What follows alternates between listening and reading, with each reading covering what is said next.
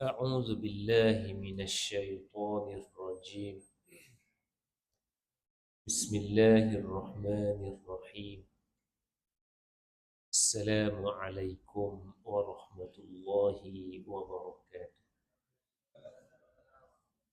الحمد لله والصلاة والسلام على رسول الله وعلى آله وصحبه ومن والاه وبعد.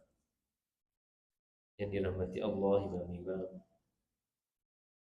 seterusnya ahli jatah kuasa masjid, tuan-tuan, puan-puan, hadirin dan hadirat sekalian. Alhamdulillah kita bertemu pada malam ini pada minggu yang ketiga bagi bulan Oktober. Dan kita menyambung pada malam ini perbincangan yang kita kongsikan pada pertemuan yang lepas, iaitu yang berkaitan dengan syarat sah mengikut imam. Betul tak Ali? Nombor yang kedua ke? Nombor yang kedua. Syarat sah yang mengikut imam, yang pertama dulu kita bincang sejajar sembahyang kedua. Maka tidak sah jika berlain-lain, yakni tidak sejajar, seperti sembahyang fardu di belakang orang sembahyang gerhana, dan sebaliknya, dan seperti orang sembahyang fardu di belakang orang sembahyang jenazah, dan sebaliknya, atau sembahyang jenazah di belakang sembahyang gerhana, dan sebaliknya. Ini telah kita kongsikan pada pertemuan yang lalu. Kerana apa? Kerana sembahyang-sembahyang itu tidak sejajar. Adapun maghrib dan isyak sejajarlah. Isyak dengan subuh juga sejajar. Sunat dengan fardu juga sejajar. Tetapi tidak mengapa tentang berlainan niat antara imam dengan makmum. Yang ini kita bincang pada minggu lepas ya. Dari itu sah orang yang sembahyang fardu mengikut orang yang sembahyang sunat. Orang sembahyang tunai mengikut orang sembahyang qadha. Orang yang sembahyang panjang mengikut orang yang sembahyang pendek, seperti zuhur mengikut subuh atau sebaliknya. Jadi yang lepas persoalan berkaitan dengan sembahyang qasar dan juga sembahyang tamam di tempat-tempat hentian R&R. Jadi bagaimana dengan niat, nak niat macam mana? Kita tak pasti imam itu sembahyang tamam atau sembahyang qasar, begitu ya. Maka ada pendapat di sana, Syekh ataupun Doktor Az-Zuhaili menyebut dalam kitab Al-Mu'tamad fi Fiqh Syafi'i, dia menyebut bahawa boleh makmum mentaklikkan niat. Maknanya dia menetapkan niat itu mengikut imam.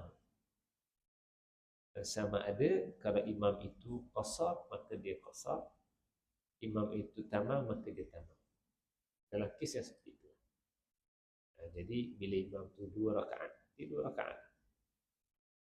Kalau imam itu 4 rakaat, maka dia 4 rakaat. Dan yang kedua, tak boleh kalau dia pasti bahawa imam itu sembahyang tamam dalam keadaan dia qasar, maka tak boleh dia mengikut. Tidak boleh orang yang qasar mengikut orang yang tamam. Itu yang dalam keadaan pasti. Tapi kalau keadaan tak pasti tadi, khususnya di R&R ya, boleh untuk dia mentaklikkan niat mengikut imam. Begitu ya. Kemudian yang kedua ialah berkaitan dengan sembahyang yang lebih pendek dengan sembahyang yang lebih panjang. Ya. Sembahyang subuh dengan sembahyang apa kita ni sebut tadi, seperti zuhur mengikut subuh. Zuhur mengikut subuh tak ada masalah sebab dia lebih panjang. Orang tu sembahyang subuh, dia sembahyang zuhur. Boleh ke? Ini bagi kes mungkin qada lah ya. Qada. Bagi kes qasar jamak tak ada ya. Dalam kapal terbang pun tak ada kes tu tapi kes qada boleh orang itu sembahyang qada subuh seorang lagi yang ikut dia itu sembahyang tamam zuhur. Maka bila orang itu habis subuhnya qada 2 rakaat, dia tambahlah 2 rakaat. Selesai. Cumanya kalau kes mana? Kes dia sembahyang qada zuhur, orang tu sembahyang qada subuh. Dua-dua fail belaka. Contoh saja, ini contoh. Apa nama, seorang sembahyang qada subuh, seorang sembahyang qada zuhur. Itu macam mana? Imam itu qada zuhur, makmum qada subuh. Qada subuh 2 rakaat. Tamam, sembahyang zuhur 4 rakaat. Jadi imam Allahu Akbar naik, dia subuh 2 rakaat je. Maka macam mana nak buat? Dia ada pilihan, 2 pilihan. Yang pertama, boleh dia mufaraqah. Dia mufaraqah dan dia selesaikan sembahyang. Jadi dia mengikut imam itu 2 rakaat sajalah. Yang baki itu dia sudah mufaraqah daripada imam. Itu yang pertama. Dan yang kedua, dia boleh menunggu imam. Dia boleh menunggu imam, dia tak naik, tapi dia sujud. Sujud yang kedua, dia menunggu imam pada sujud yang kedua sehingga imam turun sujud sujud pada rakaat yang keempat. Kemudian imam duduk tasyahud, dia barulah ikut imam duduk tasyahud dan bagi salam sama-sama. Tapi itulah yang lenguhlah menunggu. Sujud lama 2 rakaat. Tapi itulah kaedah yang disebut oleh para ulama. Wallahu a'lam. Selesai? Alhamdulillah. Maka kita pergi kepada syarat yang kedua, iaitu makmum mengiringi kelakuan imamnya. Jadi makmum tidak boleh mendahului imam. Kalau bersamaan makruh. Kerana imam itu diikuti. Maka makmum mengiringi kelakuan imamnya. Kemudian daripada imam.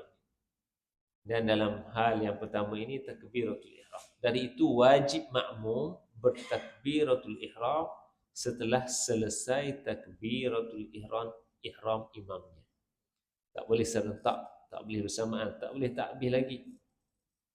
Takbir lagi akbar, dia dah angkat dah, tak boleh. Kena habis dulu imam tu Allahu akbar, barulah makmum memulakan takbiratul ihramnya.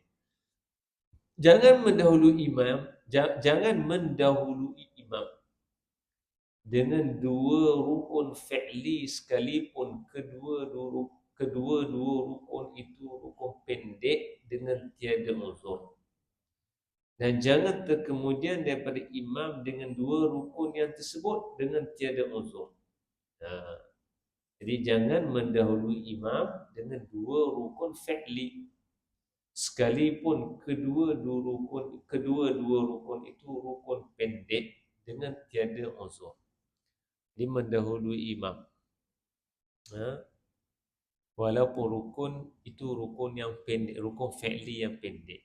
Apa rukun fi'li yang pendek? I'tidal, duduk antara 2 sujud. Itu termasuk dalam kategori rukun fi'li yang pendek. Jadi sekiranya imam tu sedang membaca Fatihah, makmum ni dah rukuk dah sekali. Makmum i'tidal pula 2 kali. Imam duduk lagi Fatihah, makmum sujud batal. Boleh. Kecuali dia mufaraqah, itu lainlah. Kerana apa? Kerana dia telah mendahului imam pada 2 rukun fi'li walaupun rukun itu rukun yang pendek. Jaranglah berlaku ni, jarang berlaku. Dalam masyarakat, kita jarang tengok makmum ni mendahului imam. Kalau dia mendahului, marah di makmum lain. Benda awak ni. Kan? Cuma dalam masyarakat, kita sering kali juga tengok yang kedua. Dalam bentuk yang kedua. Dan sering berlaku dalam bentuk yang kedua. Bentuk yang pertama itu jarang berlaku lah. Kecuali orang tu mungkin tak erti. Tak erti, baru belajar, budak-budak dan seumpamanya. Tapi saya yakin orang-orang dewasa macam tuan-tuan, puan-puan semua dan di Mahkota Aman pun tak pernah lagi saya rasa jumpa orang sembahyang mendahului imam. Ada? Tak ada. Tak ada. Allah. Jadi yang biasa kita tengok ialah yang kedua. Jangan terkemudian daripada imam dengan dua rukun yang tersebut dengan tiada uzur. Dua rukun yang tersebut, rukun mana? Rukun tak kira pendek atau panjang dengan tiada uzur. Jangan terkemudian. Tiada uzur ni tak ada apa-apa sebab. Dia bacaan Fatihahnya dah selesai sama dengan imam. Dia bukan lambat bacaan Fatihahnya. Tapi saja-saja imam dah rukuk, dia masih berdiri. Imam i'tidal, dia masih berdiri. Imam sujud, dia masih berdiri, maka batalah sembahyangnya kecuali dia mufaraqah. Baik. Itu jelas ya. Adapun kalau sekiranya ada uzur, itu soal lain, baca lambat. Imam baca dalam keadaan sederhana, dia jenis baca lambat. Nak macam mana? Yang tu diberikan kelonggaran. Kelonggarannya dengan beberapa rukun panjang. Kita tengok sekejap lagi ada disebutkan di sini. Baik. Jika dia mendahului imamnya dengan dua rukun kerana uzur, iaitu lupa atau jahil, tiadalah batal sembahyangnya. Kalau mendahului imam dengan dua rukun kerana uzur, iaitu lupa atau jahil. Dan terlupa, imam tak rukuk lagi, dia dah rukuk. Macam mana lebih terlupa, wallahualam. Jadi sebab tu saya sebut jarang berlaku, cuma dalam kitab disebut masalah ini sekiranya berlaku. Dan jika dia mendahului imamnya dengan dua rukun kerana uzur, iaitu lupa atau jahil, tiadalah batal sembahyang. Demikian juga jika terkemudian, ni yang bagi yang uzur, bagi yang uzur maksudnya baca lambat. Demikian juga jika terkemudian dua rukun dengan uzur, seperti makmum lambat membaca Fatihah. Dan imamnya sederhana. Mana imam tu baca sedang-sedang molek, makmum jenis lambat baca lambat. Jenis lambat. Macam mana ya? Manusia tu berbeza-beza. Jadi dengan sebab itu dia ketinggalan. Nescaya diluluskan dia mengikut belakang imam itu selagi belum lebih daripada 3 rukun yang panjang. Ini mengikut dalam mazhab Syafi'i ya. Kadang-kadang kita sembahyang di belakang tu imam Arab. Imam Arab ni baca laju. Macam di Mekah. Laju betul. Imam dia Arab, lidah dia lain, lidah Arab. Kan dia laju. Lidah dia, kita ni lidah Melayu, perlahan sikit. Jadi sembahyang zuhur, sembahyang asar, sembahyang zuhur, sembahyang asar tu laju je, satu rakaat ke satu rakaat. Kita kalau lambat sikit tak ada nak rukuk bersama. Jadi apa nama ni, nescaya diluluskan dia mengikut belakang imam itu selagi belum lebih daripada 3 rukun yang panjang, iaitu rukuk dan 2 sujud. Tidak dikira i'tidal dan duduk antara 2 sujud kerana kedua-dua itu rukun yang pendek. Jadi i'tidal dan duduk antara 2 sujud adalah rukun yang pendek. Boleh orang tu lambat. Kalau dia lambat, imam rukuk, dia masih berdiri lagi baca Fatihah tak habis lagi.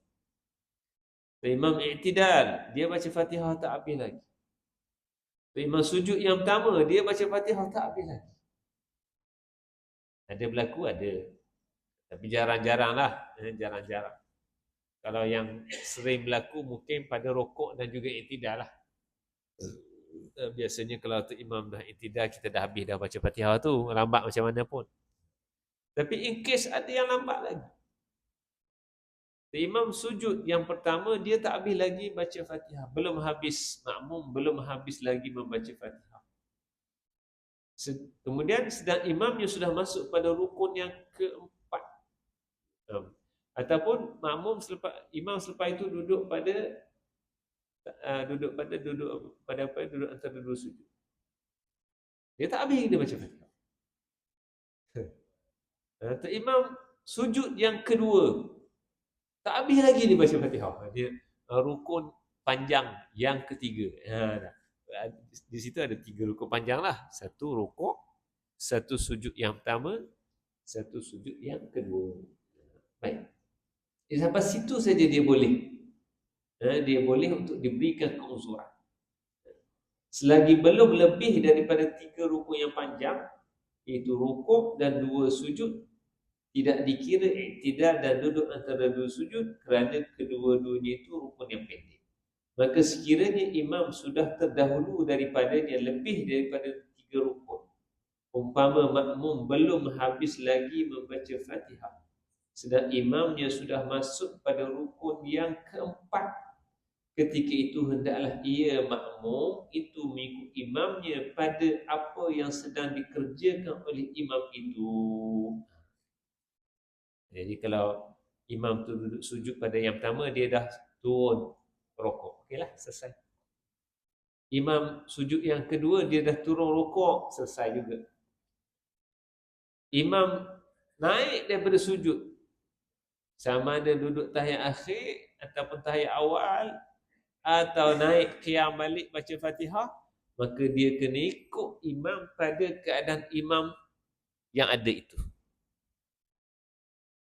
Jadi kalau imam tu naik balik dah rakaat yang kedua, ataupun imam naik dah rakaat yang keempat, dia kena stay ikut imam.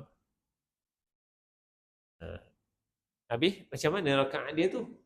Rakaat dia tu dikira lagu, tak dikira. Batal tak sembahyang dia? Tak batal, tapi tidak dikira. Jadi macam mana?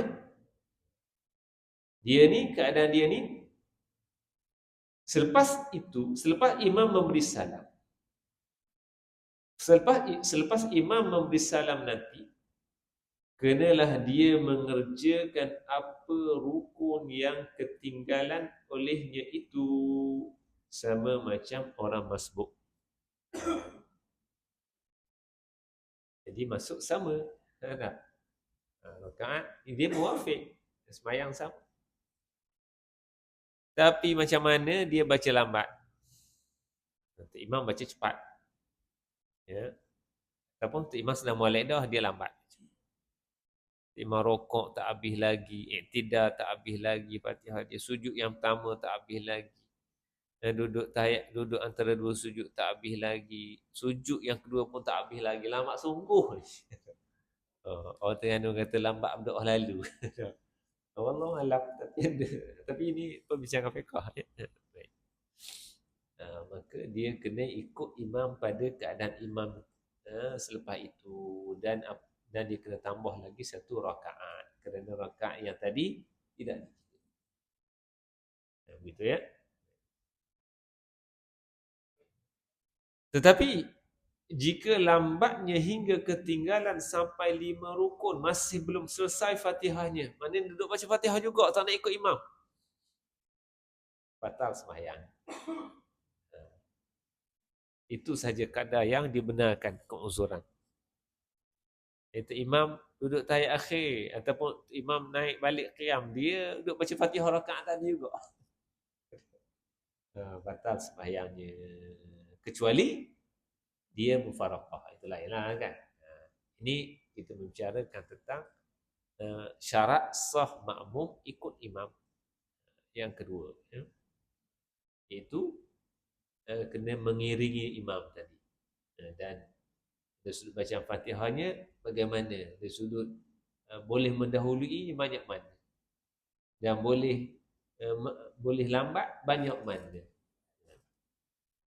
Ya, mungkin dalam kes-kes yang lain tak timbul sangat. Contoh yang diberikan ini adalah Fatihah, bacaan Fatihah. Kerana pada kebiasaan mungkin apa yang kes-kes yang berlaku, mungkin kelewatan itu berlaku pada bacaan Fatihah. Adapun sujud, duduk sujud ataupun rokok, tidak banyak perbezaan, kerana yang di situ sunat sahaja baca tasbih tersebut, subhana rabbiyal azim wa bihamdihi, sunat. Jadi kadarnya ialah hanya tamakninah, kan. Di situ tidak adalah isu sangat. Baik. Habis yang kedua, yang ketiga, makmum mengetahui akan pekerjaan imamnya. sama ada dia yakni makmum itu nampak sendiri imam itu berpindah daripada satu rukun kepada rukun yang lain. Macam kita lah nampak saf yang ada depan ni kan, nampaklah imam. Itu satu. Itu imam tahu pergerakan imam. Bukan imam apa? Makmum tahu pergerakan imam. Sama ada nampak sendiri imam itu berpindah dari satu rukun kepada satu rukun yang lain, atau dia nampak sebahagian daripada saf-saf yang ada di hadapannya. Duduk belakang tu. Kan? Mana nampak tu imam? Kita sembahyang masjid besar. Tak nampak tu imam. Kan? Kita nampak mana? Kita nampak orang depan kita sujud. Orang depan kita rokok. Boleh? Boleh. Tahu pergerakan tu imam. Atau mendengar suara imam. Tak nampak pergerakan dalam masjid, tapi dengar suara. Boleh? Boleh. Atau suara muballigh, atau seumpamanya yang boleh dia mengikut bergerak bersama. Suara muballigh. Kita masjid kita ni tak adalah muballigh kan. Di Masjidil Haram ada rasanya. Imam slow je, Allahu Akbar. Muballigh tu yang kuat, Allahu Akbar. Sami Allahu liman hamidah. Rabbana wa lakal hamd. Dia yang kuat. Dan tahu. Kadang-kadang kita tak berdengar sangat suara tu imam. Muballigh tu yang kuat. Baik. Kalau kita berada di kemah-kemah di Arafah tu, dia ada apa? Dia panggil apa? Saya tak ingat dah. Satu kemah, imam duduk kemah yang lain, makmum duduk kemah pada kemah yang sama tu ada makmum, kemah yang belakang tu ada makmum juga, tengah tu ada seorang. Akan diletakkan seorang tengah. Panggil apa? Saya tak ingat apa istilah yang letak tengah tu. Buka sikit kemah tu, seorang duduk belakang di luar kemah. Lepas tu kemah depan tu dibuka sikit, nampak yang ni. Nampak yang berdiri seorang ni. Kan. Jadi tu imam duduk kemah sana, makmum tu tak ada, makmum pada kemah tu, kemah A ni tak ada masalah lah, dia nampak tu imam. Jadi kemudian yang tengah ni, yang duduk luar ni, duduk di luar kemah ni, dia menjadi perantara penunjuk pergerakan imam kepada kemah yang berikutnya. Dia ada banyak kemah kan di Arafah tu, 2-3 kemah. Jadi akan ada orang yang berdiri di belakang, di luar kemah, di antara satu kemah ke satu kemah, untuk membolehkan pihak yang kemah B tu nampak pergerakan, tahu pergerakan imam pada kemah A. Tapi kalau tengah hari musim panas, teruklah yang tengah tu. Panas kan kalau musim panas. 40 darjah Celsius, 50 darjah Celsius, duduk kat Arafah, duduk luar sembahyang Zuhur, tengah tu, panas. Nak macam mana? Peluh. Baik. Kemudian ini yang dimaksudkan, atau seumpamanya yang boleh dia mengikut bergerak sama dengan imam. Jadi tahu syarat yang ketiga ini ialah makmum tahu pekerjaan imamnya, pergerakan imamnya, dari satu pindah ke, dari satu perpindahan, pergerakan imamnya berpindah dari satu rukun kepada rukun yang lain. Baik. Yang keempat ni panjang perbahasan. Pada kita pukul 8, insya-Allah 5 minit. Pasal yang keempat ni panjang. Jadi kita bincang sikitlah, bakinya kita sambung bulan hadapan insya-Allah. Yang keempat, berhimpun atau berkumpul imam dengan makmum di suatu tempat. Jadi nak dikira sembahyang Jumaat itu hendaklah berhimpun imam dengan makmum pada satu tempat. Dan dalam hal ini ada 4 masalah. Ada 4 masalah. Masalah yang pertama, ataupun ada 4 keadaan.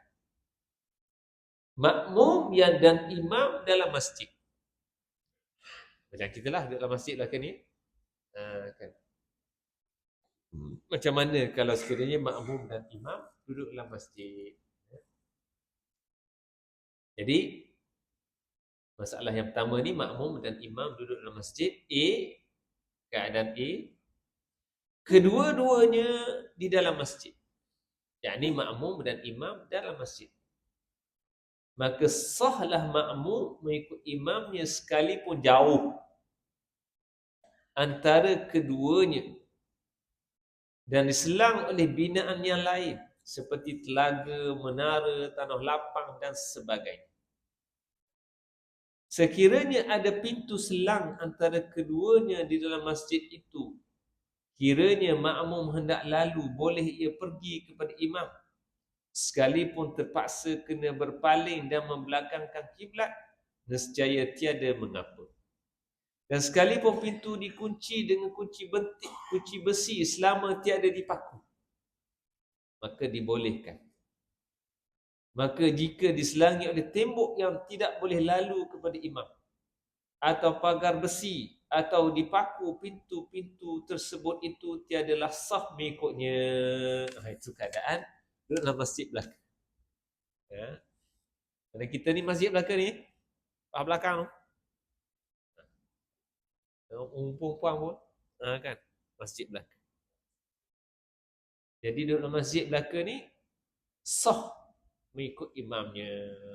Selagi mana makmum itu boleh pergi dekat imam, sekalipun dalam keadaan makmum tersebut kena berpaling dan membelakangkan kiblat, nescaya tiada mengapa. Dan sekalipun pintu dikunci dengan kunci besi selama mana tiada dipaku. Kunci tapi tak dipaku. Paku tu mana galang, tak boleh lalu lah. Kunci tu boleh buka lagi. Maka jika nescaya tiada mengapa. Maka jika diselangi oleh tembok ni, tukar daripada cermin kaca ni, pintu buat tembok ni, tak boleh lalu. Tak boleh lah. Tak boleh. Walaupun dalam masjid yang sama, kan, buat tembok. Itu bahagian belakang ni, bahagian depan, tak boleh lalu. Itu tak boleh. Tak ada orang dalam masjid buat tembok kan. Tapi kalau dalam masjid tu ada kawasan lapang, masjid belakang ni besar, ada telaganya kan. Ada kolam tengah tu. Belakang tu sambung lagi. Tapi ada laluan tepi tu. Sah tak makmum yang belakang ni ikut imam kat depan ni? Sah. Dikira sebagai masih lagi dalam jemaah. Jadi kalau seorang tu imam duduk depan ni, makmum duduk belakang tu. Dekat pintu besi tu, dekat pintu kaca tu. Dua orang je, makmum untuk imam. Tak sah tak jemaah tu? Sah. Tapi tak comel lah, tidak mengikut sunnah. Kerana sunnah suruh dekat-dekat, rapat-rapat. Ya. Banyak hadis yang menyuruh kita apabila sembahyang berjemaah, hendaklah rapat-rapat antara satu sama lain. Penuhkan saf-saf yang di hadapan terlebih dahulu. Itulah sunnah yang ditunjukkan oleh Nabi SAW dan para sahabat. Baik lelaki maupun perempuan. Dan ada hadis yang menyebut bahawa di akhir zaman ni, kita ni saf-saf bengkok tak sama, jauh, renggang. Sebagaimana jauh tak samanya persatuan, penyatuan kita. Tidak sebagaimana di zaman Nabi SAW dulu. Safnya rapat-rapat, luruh molek. Gambaran kepada kesatuan bulatnya hati orang-orang Islam. Jadi hari ni pun kita tengok Allah baloh sana, baloh sini. Dalam keadaan rakan-rakan kita, Allah dibunuh hari-hari di bumi Palestin, di bumi Lubnan pula sekarang. Dia main bom je. Ikut suka hati dia tak kisah awam ke hospital ke apa. Jadi kita doakan, semoga Allah Subhanahu Wa Taala beri bantuan kepada saudara-saudara kita di bumi Palestin dan juga bumi Lebanon, dan juga memelihara serta memberikan hidayah dan taufik kepada seluruh umat Islam di seluruh dunia agar mereka bersatu menjadi satu kumpulan yang kuat, mudah-mudahan. Ya. Baik. Mana tadi habis nak selesai tak? Ini rekah aja ya. Dalam masjid tak ada masalah apa. Jadi orang perempuan duduk dalam tabir, tak ada masalah. Kan. Cumanya setengah-setengah surau, setengah-setengah masjid, tabir tu dia jarangkan sikit. Supaya nampak pergerakan imam, tak ada masalah. Itu lebih baiklah. Dan setengah-setengah masjid tak ada pun apa nama ni, tabir-tabir kan.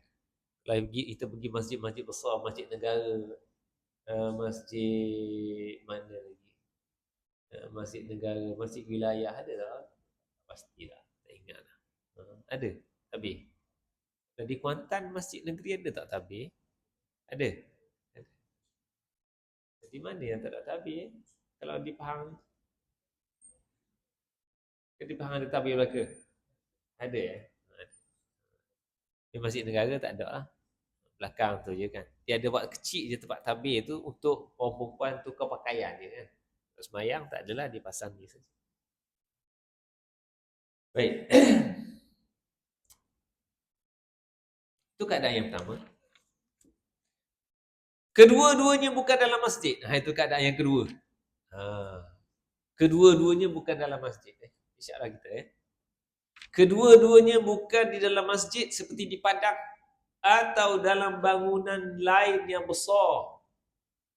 Maka syaratnya bahawa jangan ada jarak antara keduanya lebih daripada 300 hasta atau antara tiap-tiap dua saf atau antara dia yakni yang mengikut dengan dua orang makmum yang berdiri di belakang atau di kiri kanan imam. Dan jangan ada di antara keduanya dinding. Tetapi sekiranya pada dinding itu ada pintu terbuka dan ada orang yang sembahyang dekat pintu itu yang boleh diikutinya, sahlah dia berimamkan imam yang di dalam dinding itu. Demikian juga jika ada orang yang sembahyang di sebelah orang yang sembahyang dekat pintu itu atau di belakangnya, sekalipun ada diselang oleh jalan raya yang dilalui oleh orang ramai atau diselangi oleh sungai yang terpaksa direnang jika hendak pergi mendapatkan imam. Jadi secara asasnya di luar daripada masjid, hendaklah jarak antara imam atau makmum ni jarak dengan makmum di belakang imam. Tak boleh lebih daripada 300 hasta Hashimi. 300 hasta Hashimi itu maknanya Bani Hashim lah. Kita ikut apa yang di zaman Nabi SAW lah. 300 hasta tu kiraannya jauh mana? Saya baca kitab disebut kiraannya, ada fatwa-fatwa negeri pun menyebut 150 meter. Jadi 150 meter ni mana? Sampai mana? Jauh. Ujung. Dalam ni ke luar tu? Luar. Ni dari depan ni sampai ke dinding tu berapa meter agak-agak? 50? 50 ganda 2 lah. 150 meter. Dalam padang bola. Padang bola. Kat pintu gol dengan pintu gol sana. Sampai tak 150 meter? Sampai? 100 meter? Tambah lagi 50 lagi. Itu kalau sekiranya di luar masjid ataupun di kawasan lapang. Kalau masjid tadi tak ada had. Masjid tu 300 meter tu imam duduk depan ni, makmum duduk seorang belakang sana. 500 meter, itu tak ada had. Sah. Tapi kalau di luar masjid, hadnya ialah 300 hasta atau bersamaan dengan 150 meter. Ini paling kurang.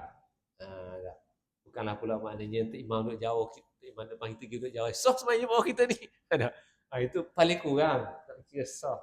Tapi afdal ikut sunnah, seperti yang telah saya sebutkan tadilah. Dengan syarat apa? Syarat antara keduanya tiada dinding, tiada penyekat. Kat padang bola tu depan imam, belakang makmum duduk tengah padang. Boleh.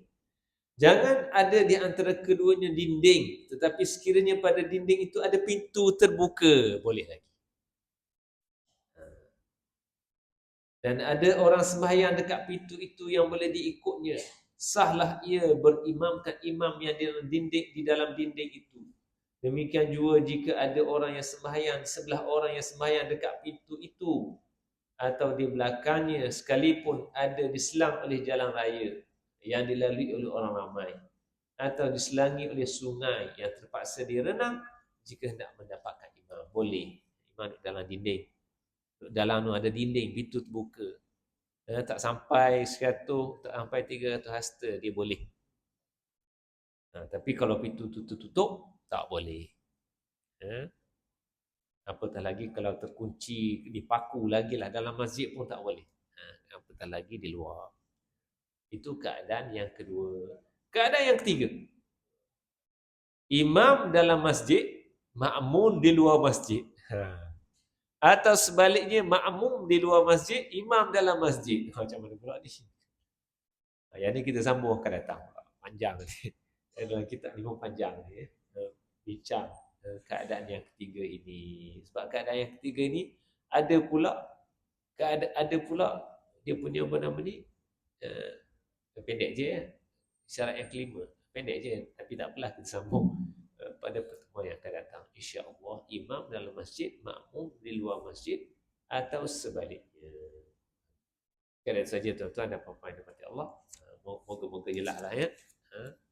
Moga-moga jelas berkaitan dengan perkara ini. Insya-Allah kita sambung lagi syarat-syarat sah imam dan juga makmum ini pada pertemuan yang akan datang pada bulan hadapan, insya-Allah. Wa sallallahu ala Muhammad wa ala alihi wa sahbihi wasallam. Subhanakallahumma wa bihamdika asyhadu an la ilaha illa anta astaghfiruka wa atubu ilaik. Assalamualaikum warahmatullahi